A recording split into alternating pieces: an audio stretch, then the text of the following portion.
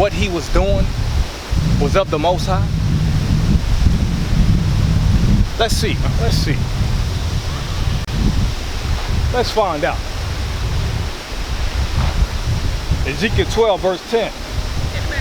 Say thou unto them, thus saith Adonai the power. This burden concerneth the prince in Jerusalem. Right? This burden talking about what Ezekiel had to do to represent captivity. Right? This burden concerneth the prince in Jerusalem and all the house of Israel that are among them. Say, I am your sign. Right? This is what the Most High want Ezekiel to tell his people. He is the sign. He is the example. Right? I am your sign, like as I have done, so shall it be done unto them. They shall remove and go into captivity. And the prince that is among them shall bear upon his shoulder in the twilight, and shall go forth. They shall dig through the wall to carry out thereby. He shall cover his face, that he see not the ground with his eyes. My net also will I spread upon him, and he shall be taken in my snare, and I will bring him to Babylon, to the land of the Chaldeans, yet shall he not see it, though he shall die there. See? So all of this Ezekiel did to represent captivity, right?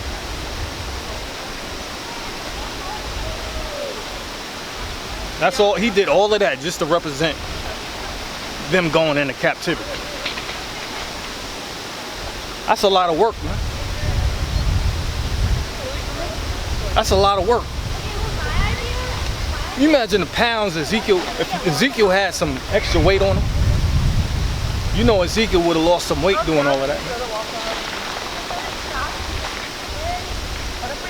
He would have lost some major weight.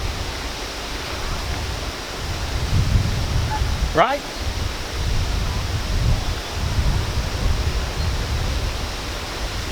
Lost some real weight, huh?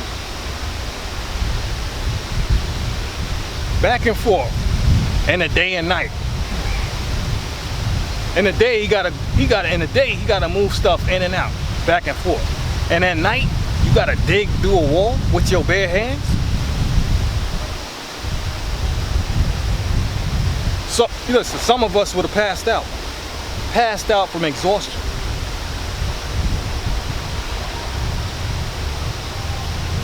You know what I'm talking about?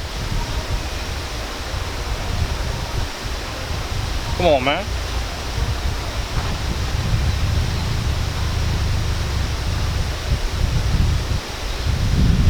Exploits.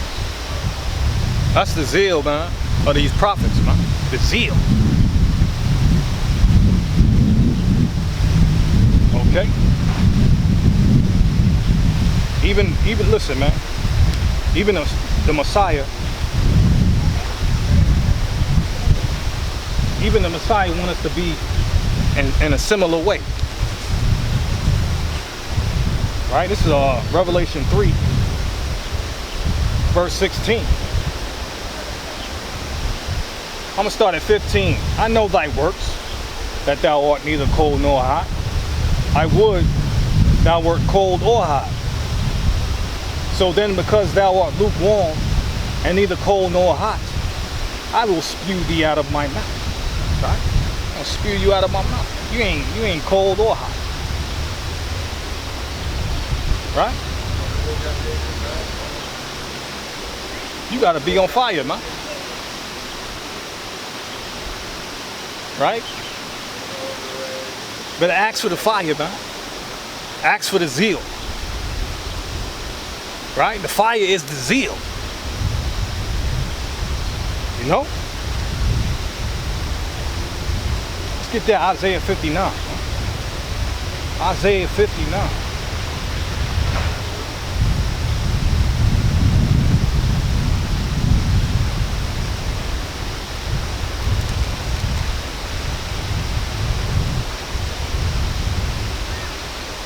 Isaiah 59, verse 15. Yeah, truth faileth, And he that departed from evil maketh himself a prey. And Adonai saw it, and it displeased him that there was no judgment. And he saw that there was no man, and wondered that there was no intercessor. Right, man. He wondered why there was nobody that was valiant for the truth, man. Right? No man valiant for the truth. No man willing to stand in the gap and make up the hedge, man. No man willing to do the intercessory role. Right? Therefore his arm brought salvation unto him, and his righteousness it sustained him. For he put on righteousness as a breastplate, and an helmet of salvation upon his head, and he put on the garments of vengeance for clothing, and was clad with the zeal as a cloak. You understand?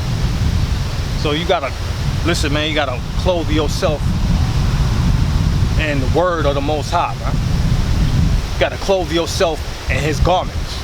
Put on that cloak, which is the zeal, man. Have some zeal, some zealousness about yourself, man.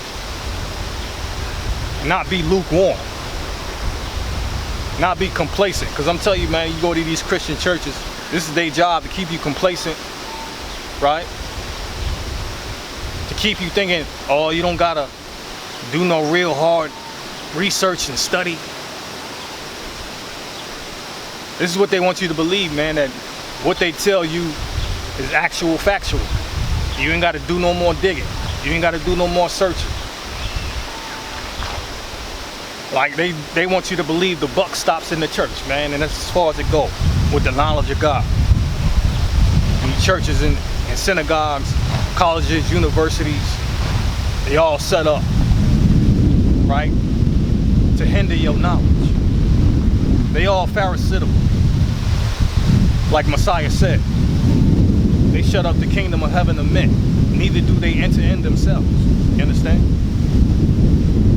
So you gotta search and seek out wisdom and knowledge and understanding of the Most High, man. They don't stop with church. They don't stop with synagogues and colleges and universities, all different types of ideologies, right? It don't stop there. The Most High's word is infinite, it's boundless, it never ends. And how you think you're gonna stop learning of God? You think you're gonna go to church and just figure out that's it? You think they just gonna give you the knowledge of salvation easily? They just gonna hand you the keys to the kingdom, huh? Right? They just gonna give you who the true savior of the world is, right? You think they want people to be saved? They want people to go right to hell right along with their ass. Right? That's what they want. And they don't care about people's souls. They want people to be an interchangeable part in their system. Another cogwheel that they could use and abuse.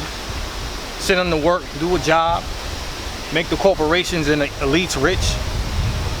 Right? That's what they want to do. That's it, huh? You see, salvation really is for a very few, because many are called but few are chosen, huh? You know? Broad is the way to destruction, huh? Right? That's how it is, man. So you gotta have some zeal about yourself, man, for your own soul salvation.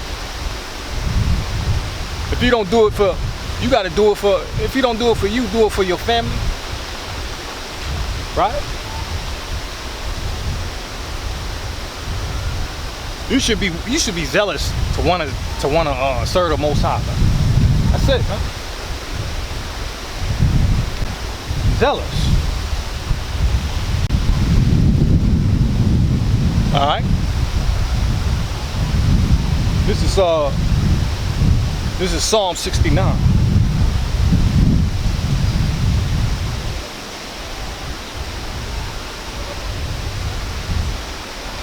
Psalm 69, start at verse 8.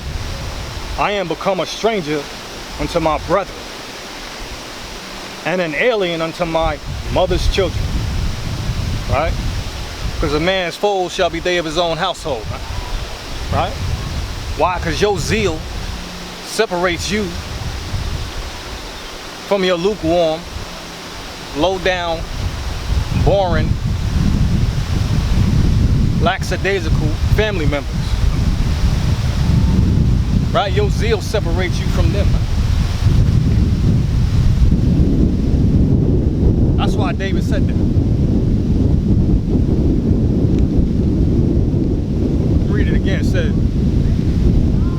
Psalm 69 verse 8, I am become a stranger unto my brethren and an alien unto my mother's children. For the zeal of thine house hath eaten me up, and the reproaches of them that reproach thee are fallen upon thee. Okay? The zeal of thine house has eaten me up. David was passionate, man. And you know, this was a prophecy concerning the Messiah as well. Right? Let's see if we can find that. Let me see if I can find that.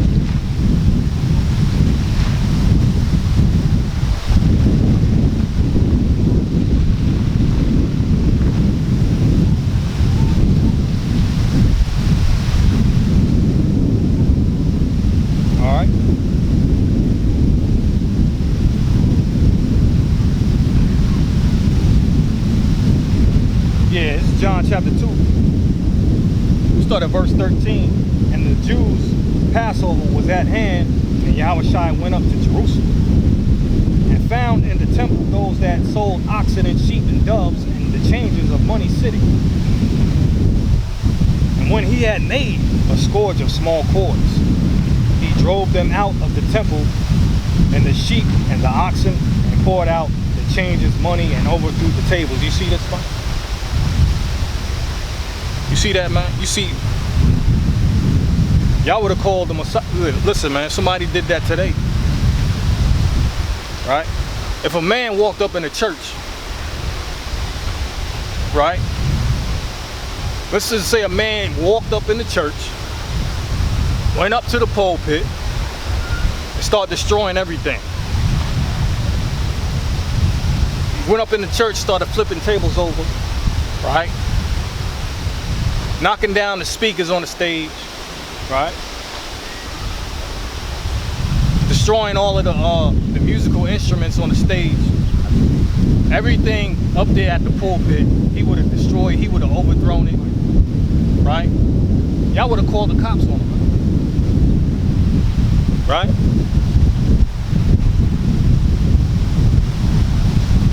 You know they accused the Messiah of causing an insurrection, man. But this is the nature of the prophets, man. And Messiah, of course, was the only begotten Son of the Most High. So if he did it, right, how much more anybody else, man? Right? The prophets, they operated in the same manner. Okay? See, the zeal of the Most High, man, the zeal of the prophets do crazy stunts like this, man. You would think these men are crazy and evil. You would think they were criminals. That's what you accuse them of, man. Accuse them of being criminals and being lewd and naked, walking around naked. You see what I'm saying? Y'all don't get it, man. The zeal of his house hath eaten me up. Flipping over tables, right? This is John 2 verse 16, and said unto them that sold doves, take these things hence, make not my Father's house an house of merchandise. And his disciples remembered that it was written, the zeal of thine house hath eaten me up. Okay, see this?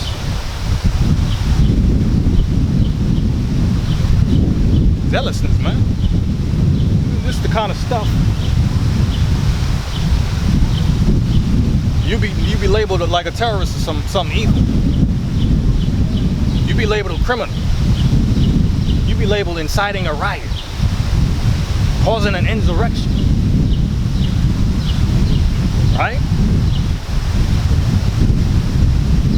All kinds of matters.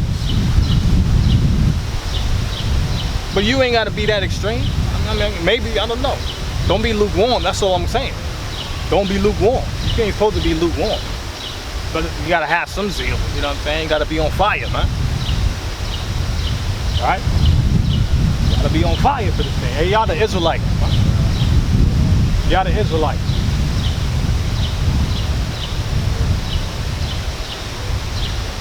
You know what I'm talking about?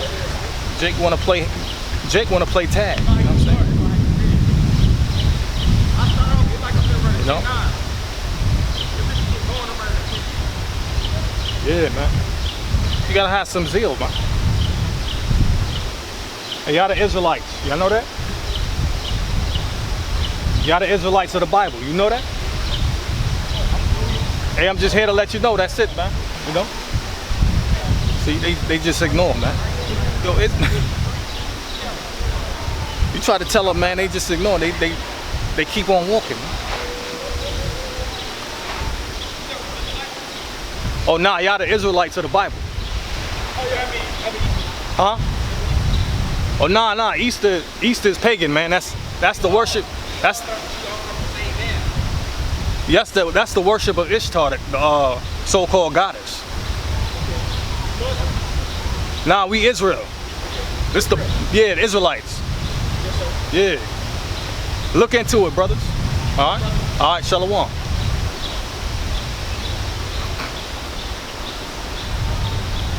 So when I said they the Israelites, brother thought I said,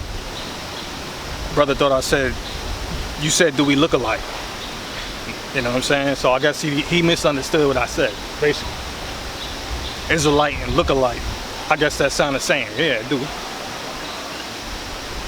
But yeah, man, you know.